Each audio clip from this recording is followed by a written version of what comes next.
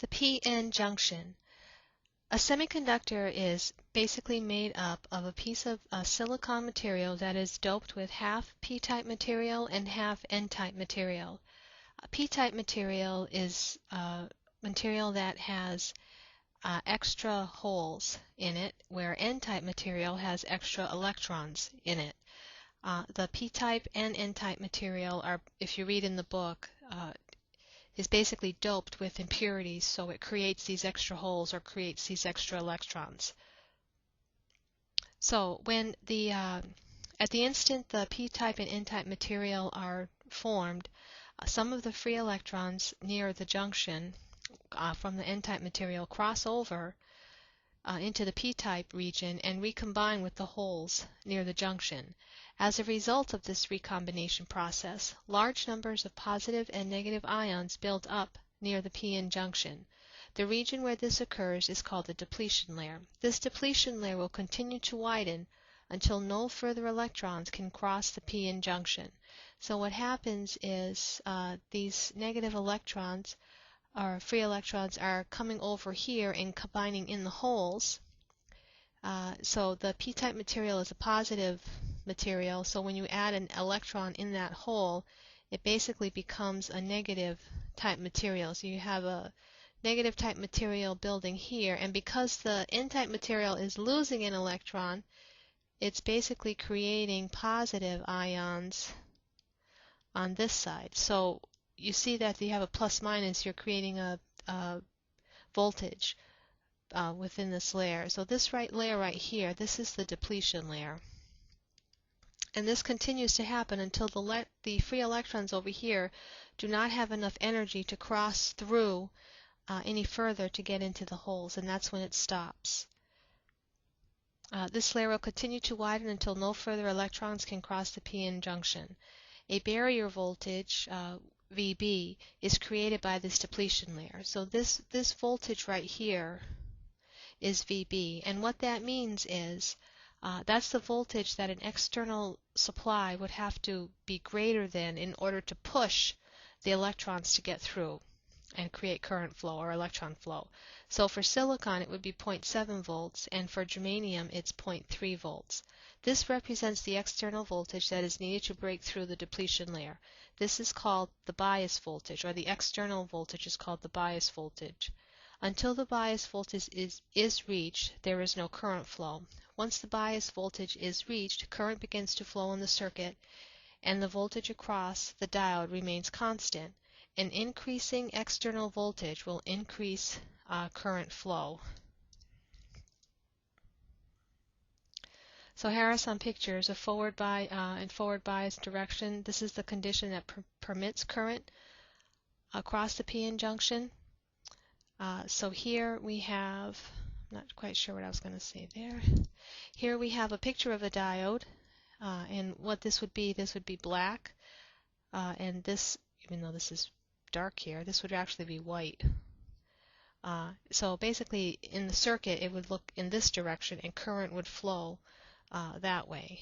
A schematic picture of a diode would look like that. Again, current flow in this, so you can think of this as being the stopping point, so current can't come this way.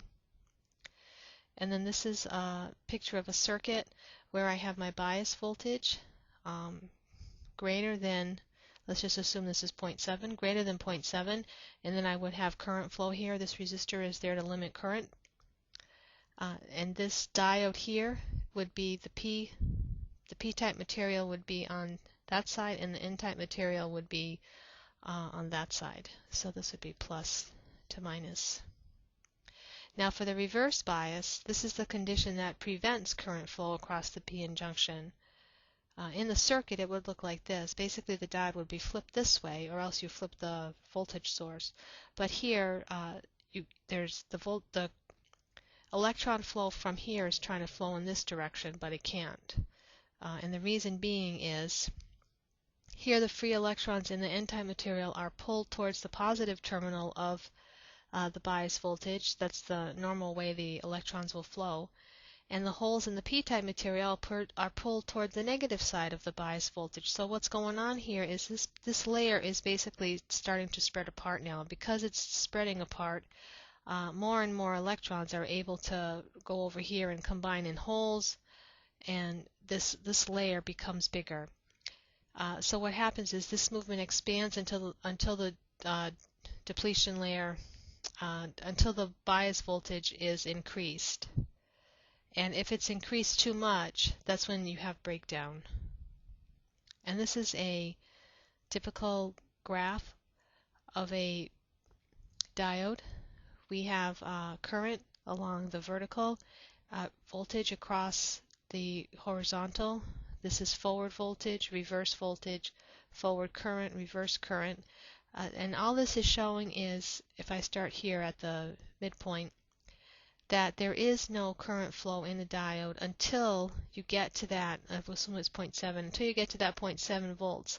Once you cross over that 0.7 volts, you then have current flow, and the diode is in forward bias direction. This here is no current flow here until this breakdown voltage is reached. So, sometimes it might be around 50 volts.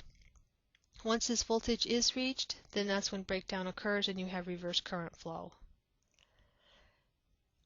Is the diode below forward or reverse biased?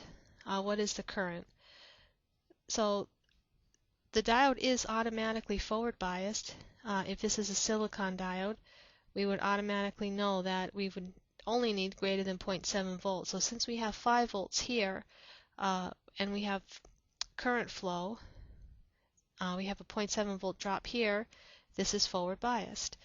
And if we wanted to figure out current, we need to know what is the voltage across the resistor. Since we have a potential of 5 on this side, and we have a potential of 0.7 on this side, we basically take 5 volts minus the 0.7, and this will give us the voltage across the resistor, which would be 4.3 volts. So in this particular case, the current would be 4.3 volts divided by 2000, or 2K, and that comes out to 0.00215, or 2.15 milliamps. So by increasing, let's say that I then increase this voltage to, let's say we made it 10 volts. The diode is still forward biased, but this does not change. This is still 0.7 volts.